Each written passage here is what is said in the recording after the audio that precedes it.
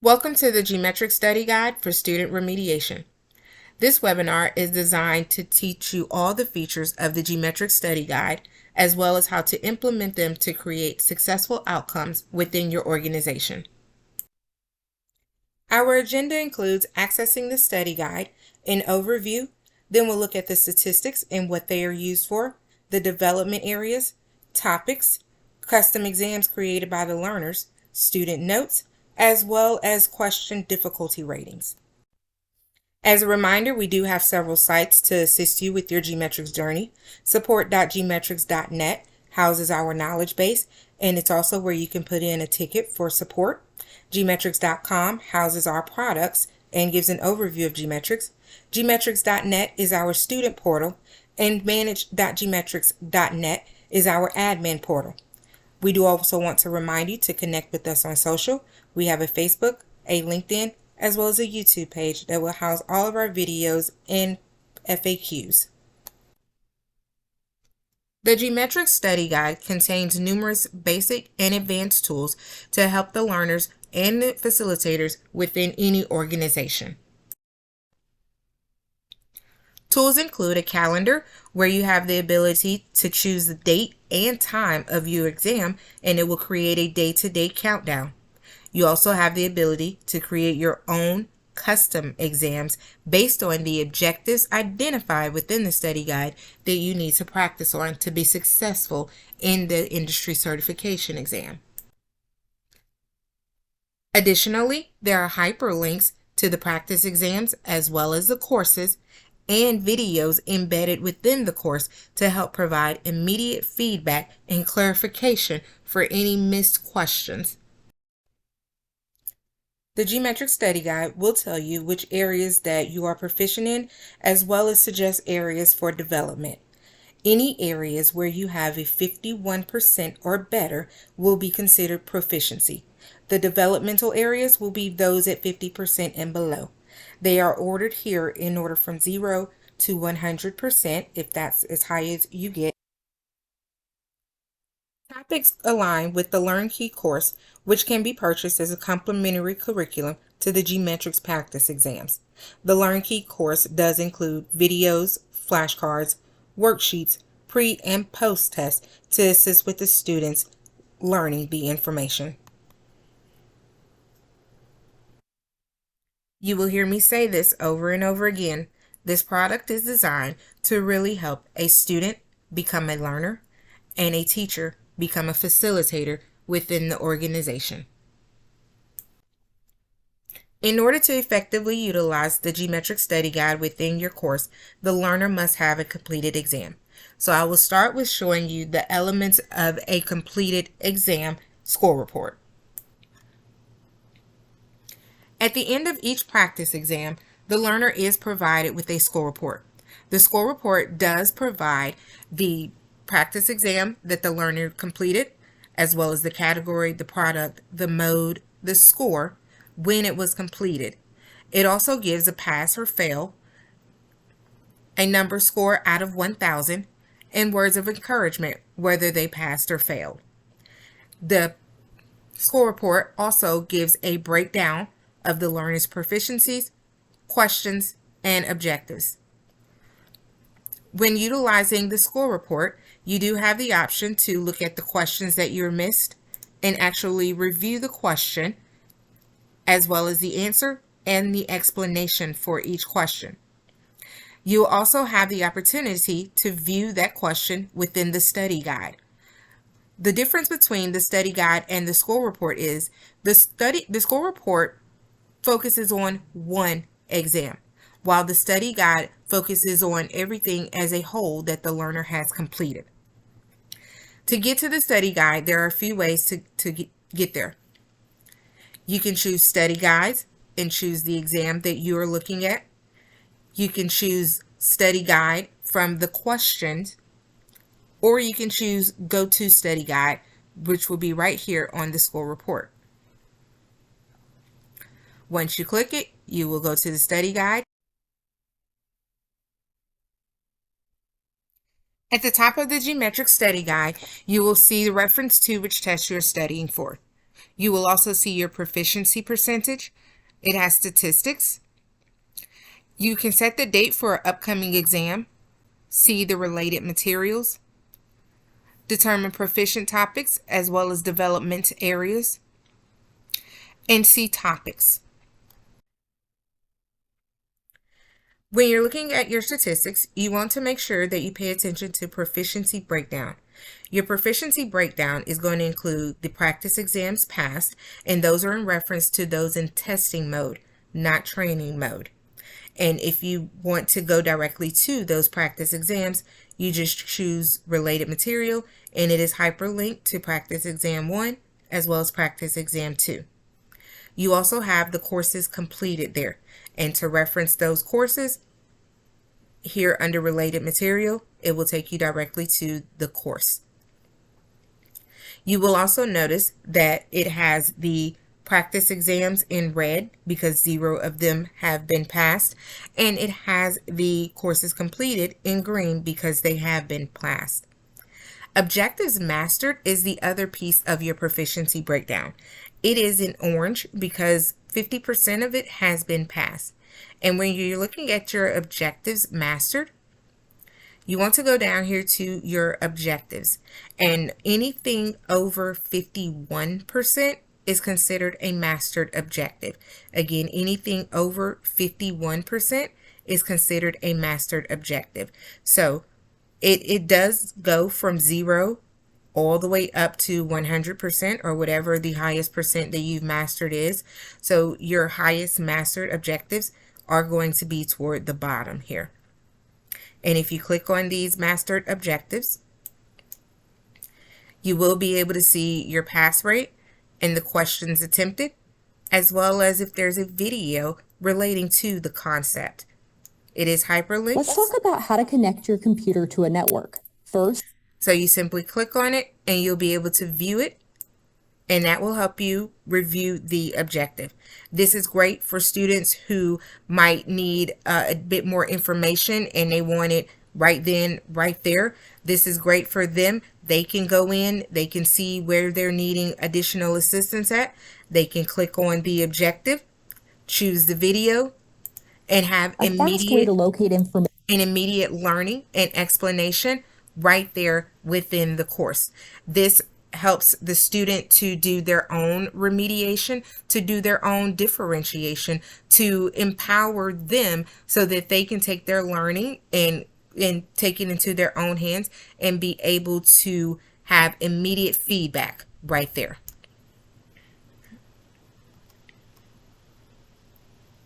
You'll also have your study plan progress, and it shows you where you are within your study plan. And again, as your progress increases, so does the filling here within that bar. Another great feature here within statistics that really helps to move the student from student to learner and the teacher from teacher to facilitator by providing immediate feedback and facilitation and clarification for students is going to be view objectives.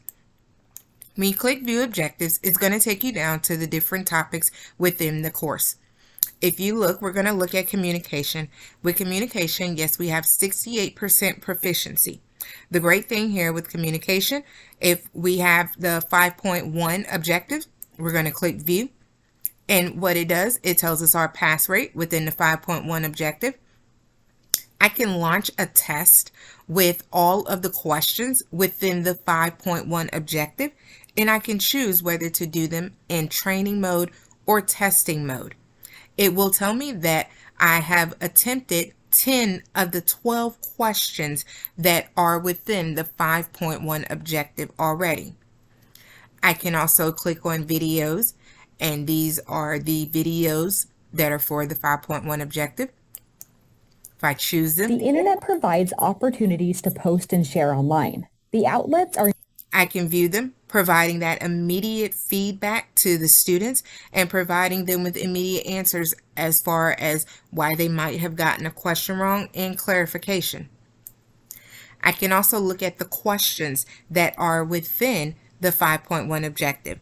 And if you notice, many do go right along with the videos. And I want to point out that these videos do come from the LearnKey product. So here I will be able to look at the question. I will be able to look at my answers if I did the question, as well as the explanation of why the question, the immediate feedback of the question.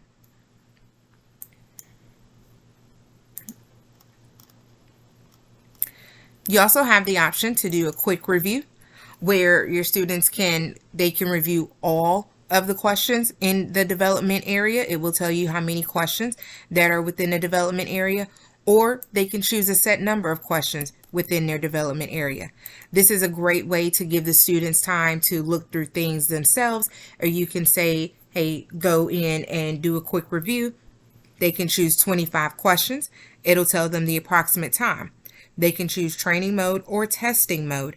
And training mode, again, it will give them immediate feedback. Where testing mode, it basically creates a test and they'll get feedback at the end of the review. But it'll tell them there's 95 questions in their development area that they need to review. Then you also have the option where a student can view all of the questions. These are all of the questions that are within the Digital Literacy Level 1 Study Guide, and it will be custom to whichever test that you are studying for. With this, you can note your development areas from the study guide, and then you can choose questions based on those development areas. So this has technology basics. I can choose, maybe I did not do so well on 1.2. I can choose those questions. There are 12 questions selected in there, and it'll take me approximately 18 minutes to complete. It's great that the student is able to tell how many questions are there and the time that they have, so that they can create this based upon the amount of time that they have, whether it be in class or at home studying. These guides are accessible to the students at home. As long as they have an internet connection, they will be able to log in and utilize these guides.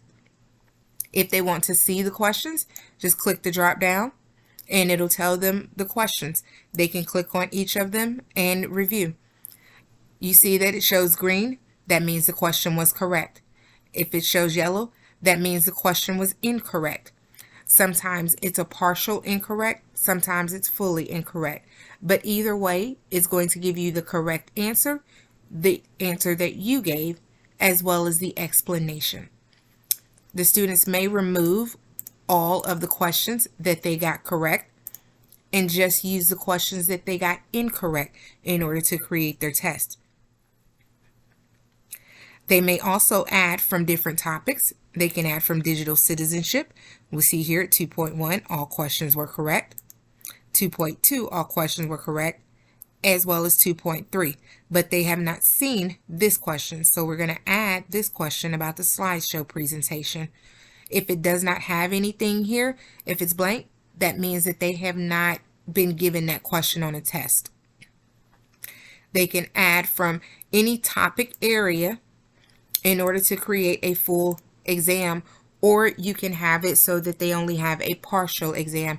It's up to you as the teacher or the student to determine what you decide what you feel is a full exam versus a partial exam. I will also note a great use case for this is going to be, say you're going to be absent at the last minute. You did not know till 6 a.m. and school starts at 7. Tell each student they have to create their own custom test with a minimum of 30 questions on it. And that's going to be their assignment for the day. And they create their own custom test and they turn in the school report at the end of the day. So sub work made easy. But the students are able to create their test, and then they can choose their settings. They can choose training or testing mode. They can choose to add all of the questions if that's what they want to do.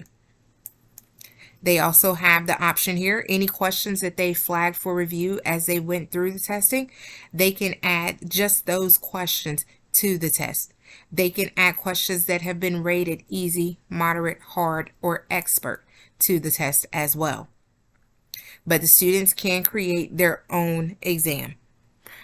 Another thing I want to point out, When you're going through the test and say you see something that you feel needs attention from our GMetrix content, here is the ID number here. You just take that number and you go to support.gmetrix.com and create a support ticket and give us that number and we'll have a look at it. Notes are a great feature for a student. They can take notes on a question that will help them further explain or put in their own words why they feel that the question, why they got the question incorrect. They can explain the question in their own words so that they can review it at a later time. So they can add notes here. So this question is about the USB, and they can just add that it's universal storage. And then they can save that note. It does have a maximum amount. They can have just a title here, and then they can have content here.